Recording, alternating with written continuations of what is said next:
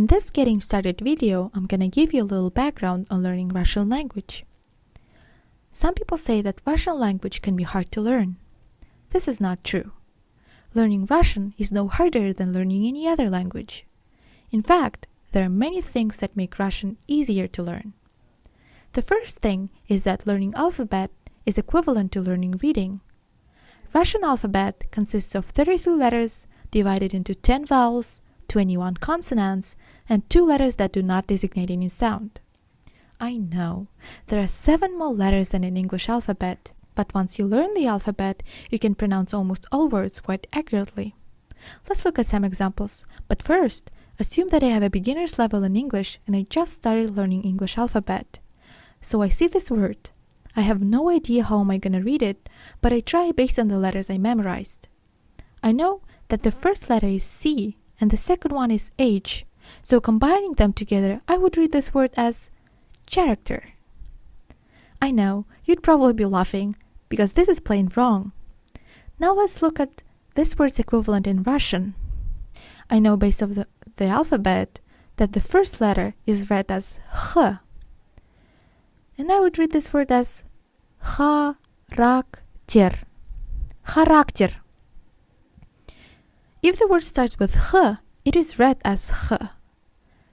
Yeah, there would be instances when some consonants would be silent or read softer, but overall, when reading a word, if you know how to read letters on the alphabet, you wouldn't have trouble forming words out of them. The second thing that makes Russian easier is that it does not use any articles. Learning articles would be a pain, so this is great news that you don't have to read them. I'm from the US. You just say Я из США. Я из США. And as you can see, I put a hyphen indicating that there is no article. If you want to say, I used to live in a small town, you just say Я жил в маленьком городе. Я жил в маленьком городе. The third thing that makes Russian easier is that it has just past, present, and future tense. That's it. Russian does not bother with the difference between I was running and I had been running, which makes life much easier. If you want to say he read the book, you just say Он прочитал книгу. Он прочитал книгу. He was reading the book would be Он читал книгу. Он читал книгу. He had been reading the book would be Он читал книгу. Он читал книгу. Here you see that there is no difference between was reading and had been reading. The fourth thing that makes Russian easier is that there are many similar words between Russian and English. For instance, some of them would be student, which is студент. Студент. Mother is mama. Mama. Doctor is доктор. Доктор. Lamp is лампа. Lampa. Now, what makes Russian language complicated? First is that word stress can alter or affect meaning of the word. Stress can be placed on any syllable and there are no set rules for stress, so accent of each word has to be learned separately. For instance, замок, which is a castle, and замок, which is a lock. Depending on where you put the stress, you'd have 2 different words. Замок, замок. The same goes for духи, for spirits, and духи, for perfume. Духи, духи. Мука, мука. Мука, мука. The second thing is that Russian applies gender to many words. Gender can be masculine, feminine, or neuter. Examples of the masculine pronoun would be паспорт, паспорт, документ,